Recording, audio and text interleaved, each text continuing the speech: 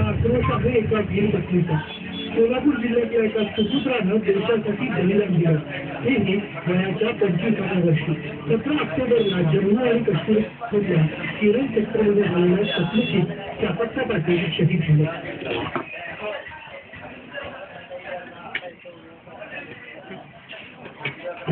हेही वयाच्या 25व्या वर्षी 17 ऑक्टोबरला जम्मू आणि काश्मीर मधल्या केरन सेक्टरमध्ये झालेल्या चकमकीत चापक्का पाटील शहीद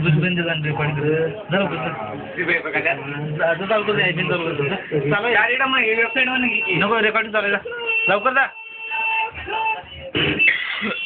19 ऑक्टोबरला शासकीय इतमामात आपत्कालीच्या पार्थिवावर अंत्यसंस्कार झाले. सोलापूर जिल्ह्याचे आसन श्री आणि सतीश पाटील यांनी कुटुंबियांची भेट घेतली. मात्र जिल्ह्याचे पालकमंत्री मुख्यमंत्री मानिकेत लाव जा की माने पण नाही जा दुसरी लाव जा म्हणून जा की जा रेकॉर्डिंग चालू कशाला काय मारा. सोलापूर जिल्ह्याचे आसन आणि सतीश पाटील यांनी कुटुंबियांची भेट घेतली. मात्र जिल्ह्याचे पालकमंत्री मुख्यमंत्री उपमुख्यमंत्री यांनी काही कसर घेतली. आमच्या घरी मंत्री कोणीही आपल्या घरी आलेलं नाही अजून तरी, नाहीतर त्यांची पत्र देखील हे कुटुंब आजही इथून सावरलेलं नाही. मात्र आपल्या मुलाला आम्हाला त्याचा मान सन्मान मिळाला नाही याची खंत त्यांना. मला देशासाठी जमा झाला की या सरकारला कुठल्याही गोष्टीसाठी त्यांनी आमच्याकडे तसून बघितलं. कुठल्याही राजकारणी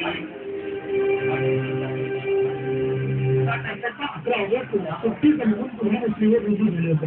तरी जाताना आपल्या बहिणी करून त्यांनी राखी बांधली होती. मला म्हणायचे देते मला तुम्ही नंतर येऊ शकणार. त्यावेळी माझ्या भावाला राखी बांधली. शेवटची आठवण एवढीच माझ्यासाठी भाऊ राखी बांधून देत. चापक्काच्या कुटुंबाला आर्थिक मदतीची अपेक्षा नाही.